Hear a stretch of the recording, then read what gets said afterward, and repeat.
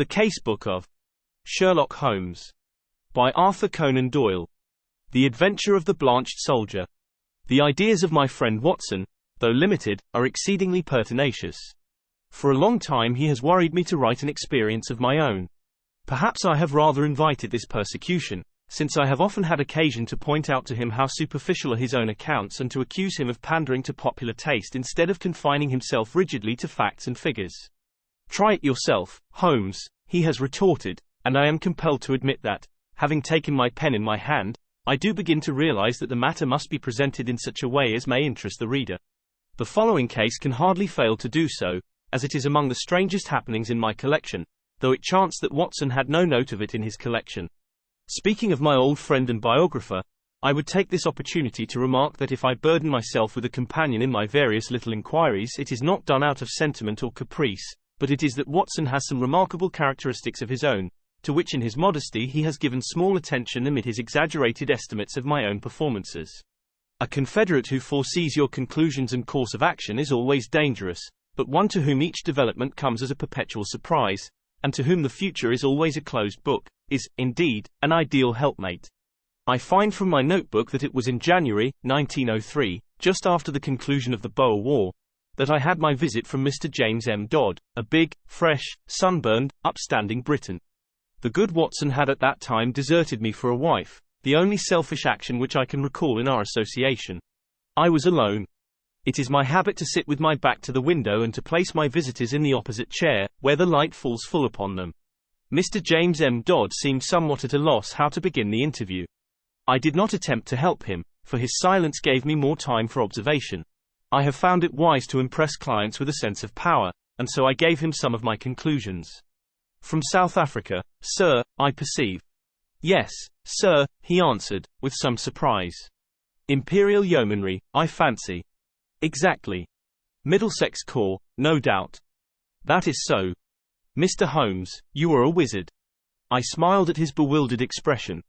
When a gentleman of virile appearance enters my room with such tan upon his face as an English sun could never give, and with his handkerchief in his sleeve instead of in his pocket, it is not difficult to place him.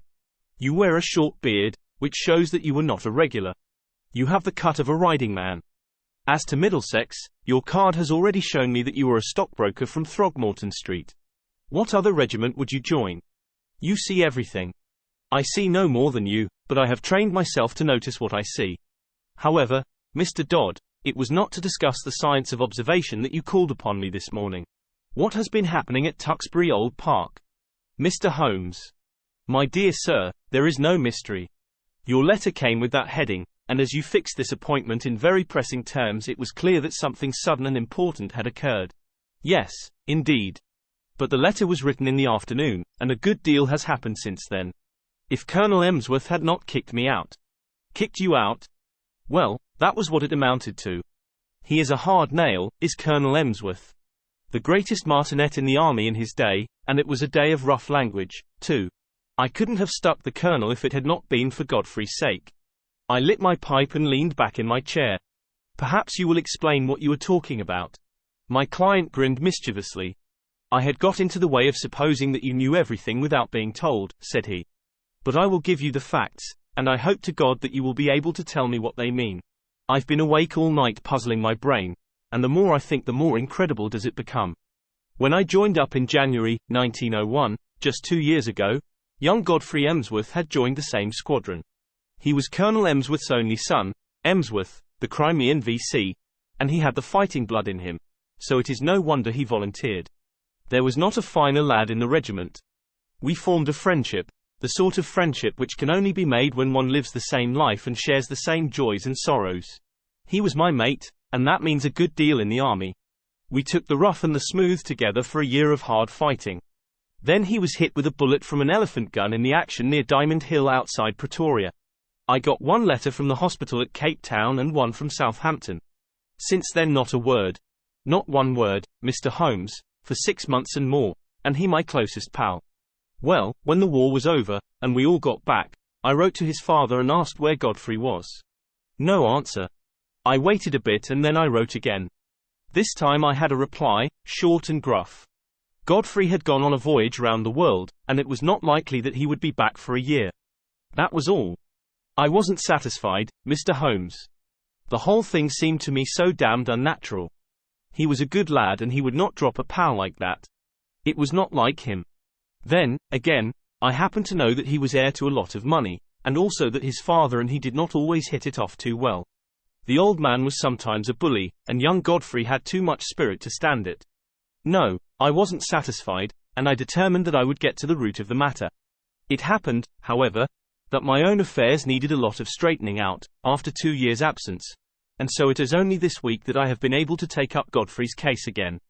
But since I have taken it up, I mean to drop everything in order to see it through. Mr. James M. Dodd appeared to be the sort of person whom it would be better to have as a friend than as an enemy. His blue eyes were stern and his square jaw had set hard as he spoke. "Well, what have you done?" I asked. My first move was to get down to his home, Tuxbury Old Park, near Bedford, and to see for myself how the ground lay. I wrote to the mother. Therefore, I had had quite enough of the curmudgeon of a father, and I made a clean frontal attack. Godfrey was my chum. I had a great deal of interest which I might tell her of our common experiences. I should be in the neighborhood. Would there be any objection, etc. In reply I had quite an amiable answer from her and an offer to put me up for the night. That was what took me down on Monday. Tuxbury Old Hall is inaccessible, 5 miles from anywhere. There was no trap at the station, so I had to walk, carrying my suitcase, and it was nearly dark before I arrived. It is a great wandering house, standing in a considerable park. I should judge it was of all sorts of ages and styles, starting on a half-timbered Elizabethan foundation and ending in a Victorian portico. Inside it was all paneling and tapestry and half-effaced old pictures, a house of shadows and mystery. There was a butler, old Ralph, who seemed about the same age as the house, and there was his wife, who might have been older. She had been Godfrey's nurse, and I had heard him speak of her as second only to his mother in his affections, so I was drawn to her in spite of her queer appearance. The mother I liked also, a gentle little white mouse of a woman. It was only the Colonel himself whom I barred. We had a bit of a barney right away, and I should have walked back to the station if I had not felt that it might be playing his game for me to do so.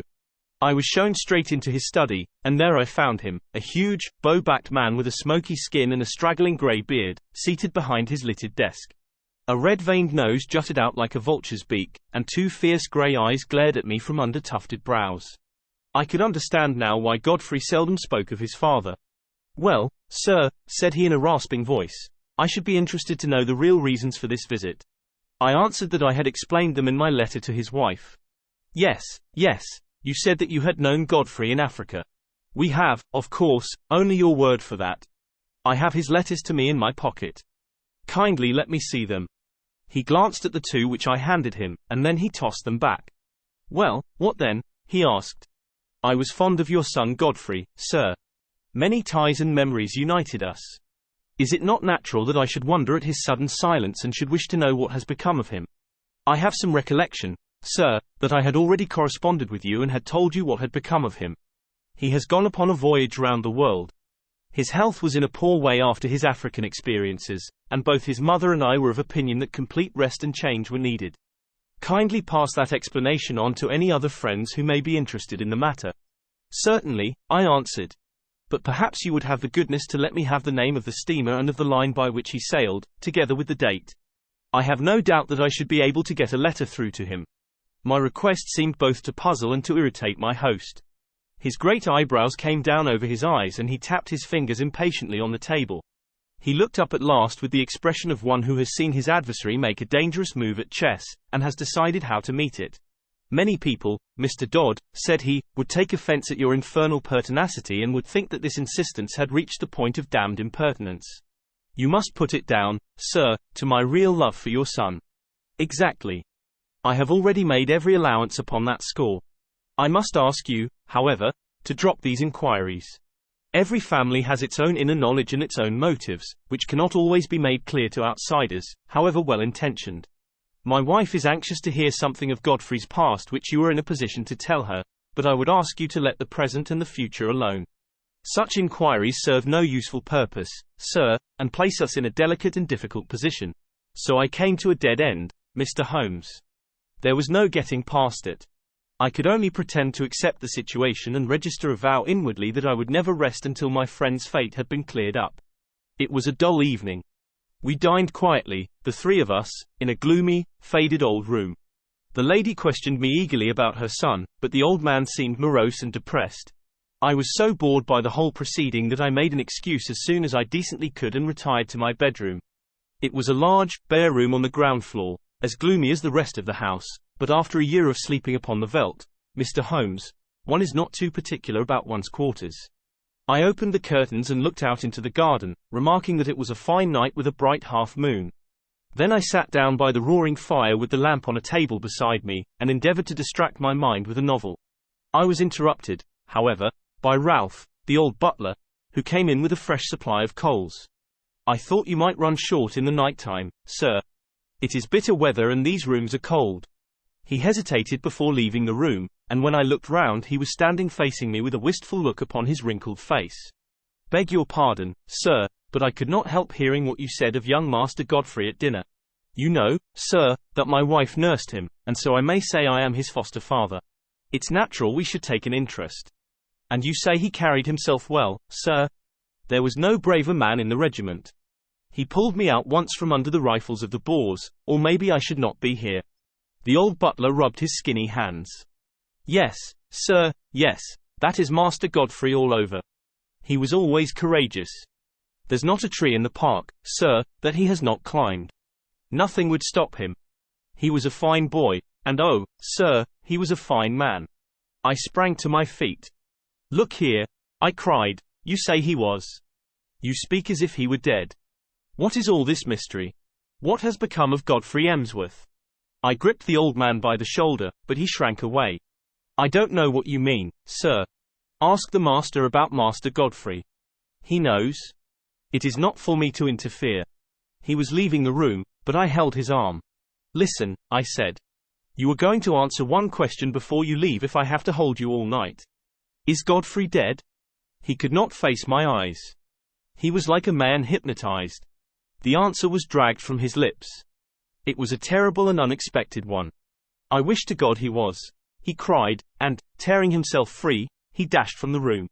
You will think, Mr. Holmes, that I returned to my chair in no very happy state of mind.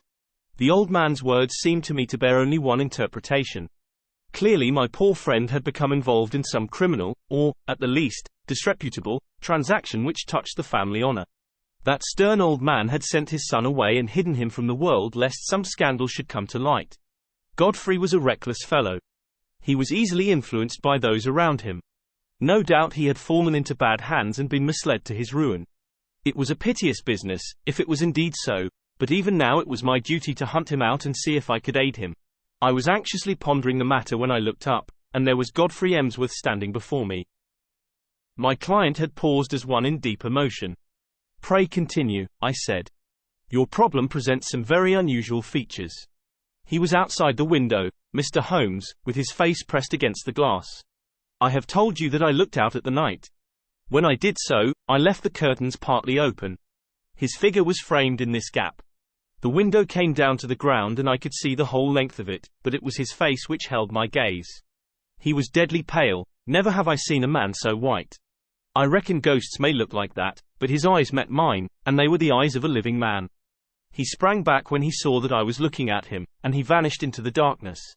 There was something shocking about the man, Mr. Holmes. It wasn't merely that ghastly face glimmering as white as cheese in the darkness. It was more subtle than that. Something slinking, something furtive, something guilty, something very unlike the frank, manly lad that I had known. It left a feeling of horror in my mind. But when a man has been soldiering for a year or two with Brother Boer as a playmate, he keeps his nerve and acts quickly. Godfrey had hardly vanished before I was at the window. There was an awkward catch, and I was some little time before I could throw it up. Then I nipped through and ran down the garden path in the direction that I thought he might have taken. It was a long path and the light was not very good, but it seemed to me something was moving ahead of me. I ran on and called his name, but it was no use. When I got to the end of the path there were several others branching in different directions to various outhouses. I stood hesitating, and as I did so I heard distinctly the sound of a closing door. It was not behind me in the house, but ahead of me, somewhere in the darkness. That was enough, Mr. Holmes, to assure me that what I had seen was not a vision. Godfrey had run away from me and he had shut a door behind him. Of that I was certain. There was nothing more I could do, and I spent an uneasy night turning the matter over in my mind and trying to find some theory which would cover the facts. Next day I found the Colonel rather more conciliatory, and as his wife remarked that there were some places of interest in the neighborhood, it gave me an opening to ask whether my presence for one more night would incommode them. A somewhat grudging acquiescence from the old man gave me a clear day in which to make my observations. I was already perfectly convinced that Godfrey was in hiding somewhere near, but where and why remained to be solved. The house was so large and so rambling that a regiment might be hid away in it and no one the wiser.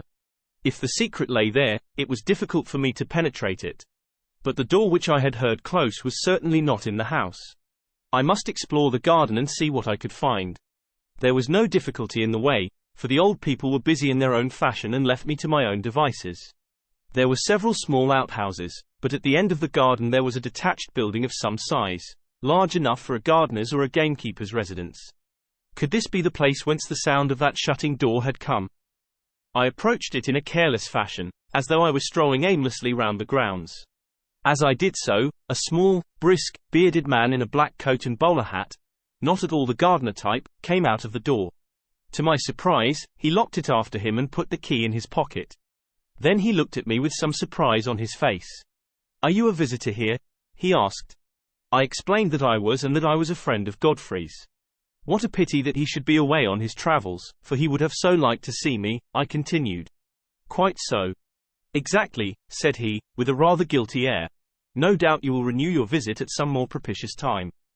He passed on, but when I turned I observed that he was standing watching me, half concealed by the laurels at the far end of the garden. I had a good look at the little house as I passed it, but the windows were heavily curtained, and, so far as one could see, it was empty.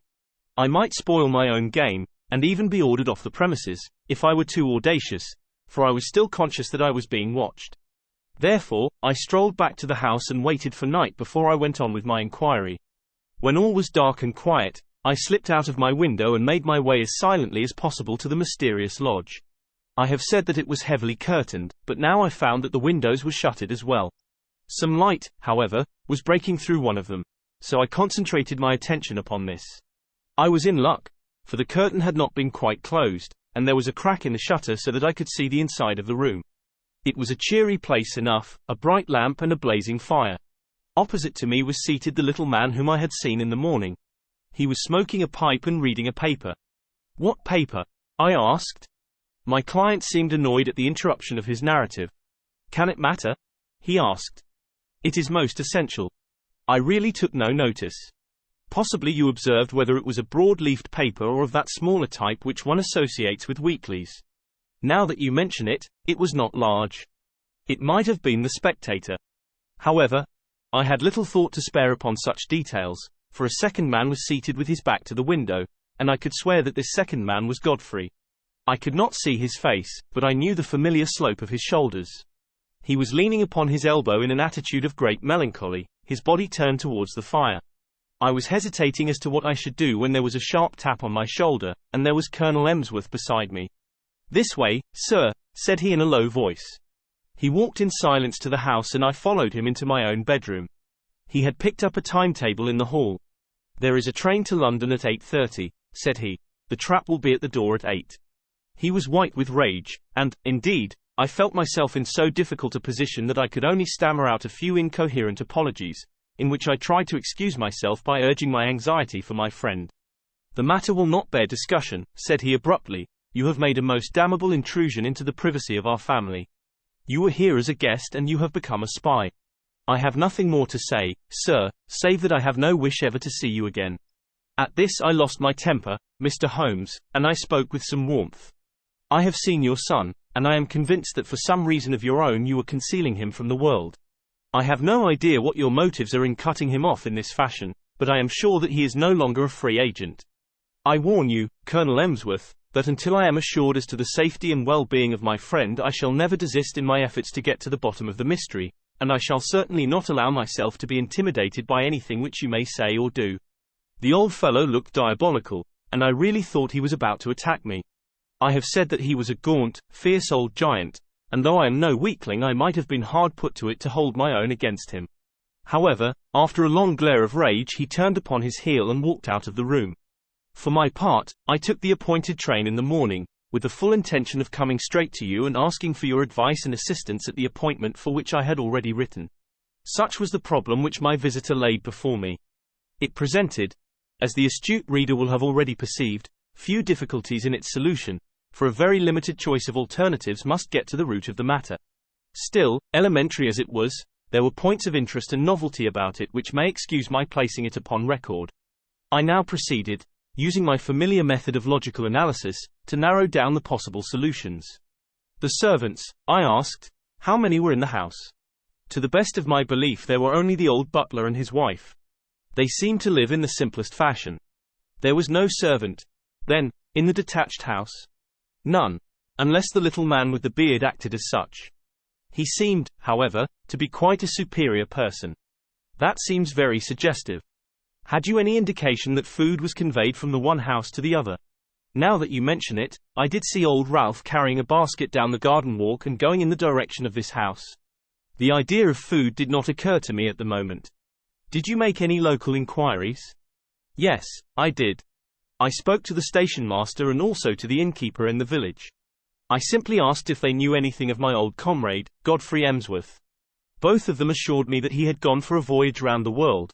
He had come home and then had almost at once started off again. The story was evidently universally accepted. You said nothing of your suspicions? Nothing. That was very wise. The matter should certainly be inquired into. I will go back with you to Tuxbury Old Park. Today? It happened that at the moment I was clearing up the case which my friend Watson has described as that of the Abbey School, in which the Duke of Greyminster was so deeply involved. I had also a commission from the Sultan of Turkey which called for immediate action, as political consequences of the gravest kind might arise from its neglect. Therefore it was not until the beginning of the next week, as my diary records, that I was able to start forth on my mission to Bedfordshire in company with Mr. James M. Dodd. As we drove to Euston we picked up a grave and taciturn gentleman of iron-grey aspect, with whom I had made the necessary arrangements. This is an old friend, said I to Dodd. It is possible that his presence may be entirely unnecessary, and, on the other hand, it may be essential. It is not necessary at the present stage to go further into the matter. The narratives of Watson have accustomed the reader, no doubt, to the fact that I do not waste words or disclose my thoughts while a case is actually under consideration. Dodd seemed surprised, but nothing more was said and the three of us continued our journey together. In the train I asked Dodd one more question which I wished our companion to hear. You say that you saw your friend's face quite clearly at the window, so clearly that you are sure of his identity. I have no doubt about it whatever. His nose was pressed against the glass. The lamplight shone full upon him.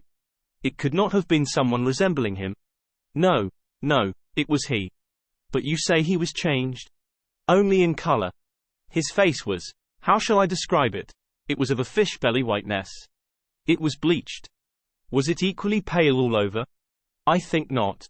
It was his brow which I saw so clearly as it was pressed against the window. Did you call to him? I was too startled and horrified for the moment. Then I pursued him, as I have told you, but without result.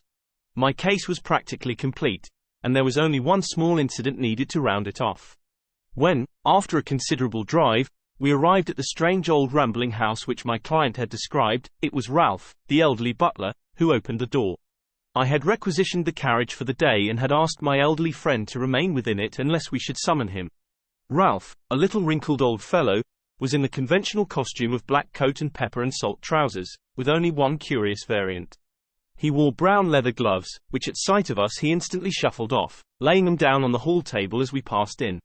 I have, as my friend Watson may have remarked, an abnormally acute set of senses, and a faint but incisive scent was apparent. It seemed to center on the hall table. I turned, placed my hat there, knocked it off, stooped to pick it up, and contrived to bring my nose within a foot of the gloves. Yes, it was undoubtedly from them that the curious tarry odor was oozing. I passed on into the study with my case complete. Alas, that I should have to show my hand so when I tell my own story. It was by concealing such links in the chain that Watson was enabled to produce his meretricious finales. Colonel Emsworth was not in his room, but he came quickly enough on receipt of Ralph's message. We heard his quick, heavy step in the passage. The door was flung open and he rushed in with bristling beard and twisted features, as terrible an old man as ever I have seen. He held our cards in his hand, and he tore them up and stamped on the fragments. Have I not told you, you infernal busybody, that you're warned off the premises? Never dare to show your damned face here again. If you enter again without my leave, I shall be within my rights if I use violence. I'll shoot you, sir. By God, I will. As to you, sir, turning upon me, I extend the same warning to you. I am familiar with your ignoble profession, but you must take your reputed talents to some other field. There is no opening for them here. I cannot leave here, said my client firmly, until I hear from Godfrey's own lips that he is under no restraint. Our involuntary host rang the bell. Ralph, he said, telephone down to the county police and ask the inspector to send up 2 constables. Tell him there are burglars in the house. One moment, said I. You must be aware, Mr. Dodd, that Colonel Emsworth is within his rights and that we have no legal status within his house. On the other hand, he should recognize that your action is prompted entirely by solicitude for his son. I venture to hope that, if I were allowed to have 5 minutes conversation with Colonel Emsworth, I could certainly alter his view of the matter. I am not so easily altered, said the old soldier. Ralph, do what I have told you. What the devil are you waiting for? Ring up the police. Nothing of the sort, I said, putting my back to the door. Any police interference would bring about the very catastrophe which you dread. I took out my notebook and scribbled one word upon a loose sheet. That, said I, as I handed it to Colonel Emsworth, is what has brought us here. He stared at the writing with a face from which every expression save amazement had vanished. How do you know? He gasped, sitting down heavily in his chair. It is my business to know things. That is my trade. He sat in deep thought, his gaunt hand tugging at his straggling beard. Then he made a gesture of resignation. Well, if you wish to see Godfrey, you shall. It is no doing of mine, but you have forced my hand.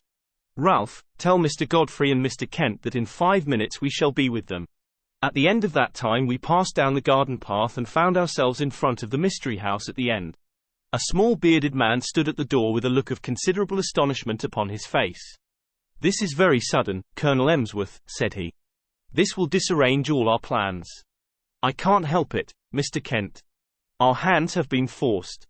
Can Mr. Godfrey see us? Yes, he is waiting inside. He turned and led us into a large, plainly furnished front room. A man was standing with his back to the fire, and at the sight of him my client sprang forward with outstretched hand. Why, Godfrey, old man, this is fine. But the other waved him back. Don't touch me, Jimmy. Keep your distance. Yes, you may well stare. I don't quite look the smart Lance Corporal Emsworth, of B Squadron, do I? His appearance was certainly extraordinary. One could see that he had indeed been a handsome man with clear-cut features sunburned by an African sun, but mottled in patches over this darker surface were curious whitish patches which had bleached his skin. That's why I don't court visitors, said he. I don't mind you, Jimmy, but I could have done without your friend. I suppose there is some good reason for it, but you have me at a disadvantage. I wanted to be sure that all was well with you, Godfrey. I saw you that night when you looked into my window, and I could not let the matter rest till I had cleared things up. Old Ralph told me you were there, and I couldn't help taking a peep at you. I hoped you would not have seen me, and I had to run to my burrow when I heard the window go up. But what in heaven's name is the matter? Well, it's not a long story to tell, said he, lighting a cigarette. You remember that morning fight at Buffelsprite, outside Pretoria, on the Eastern Railway line? You heard I was hit? Yes, I heard that, but I never got particulars. 3 of us got separated from the others. It was very broken country, you may remember. There was Simpson, the fellow we called Baldy Simpson, and Anderson, and I. We were clearing Brother Boa, but he lay low and got the 3 of us. The other 2 were killed. I got an elephant bullet through my shoulder. I stuck onto my horse, however, and he galloped several miles before I fainted and rolled off the saddle. When I came to myself it was nightfall, and I raised myself up, feeling very weak and ill. To my surprise there was a house close beside me, a fairly large house with a broad stoep and many windows. It was deadly cold. You remember the kind of numb cold which used to come at evening, a deadly, sickening sort of cold, very different from a crisp healthy frost. Well, I was chilled to the bone, and my only hope seemed to lie in reaching that house. I staggered to my feet and dragged myself along, hardly conscious of what I did. I have a dim memory of slowly ascending the steps, entering a wide open door, passing into a large room which contained several beds, and throwing myself down with a gasp of satisfaction upon one of them. It was unmade, but that troubled me not at all. I drew the clothes over my shivering body, and in a moment I was in a deep sleep. It was morning when I wakened, and it seemed to me that instead of coming out into a world of sanity I had emerged into some extraordinary nightmare. The African sun flooded through the big, curtainless windows, and every detail of the great, bare, whitewashed dormitory stood out hard and clear.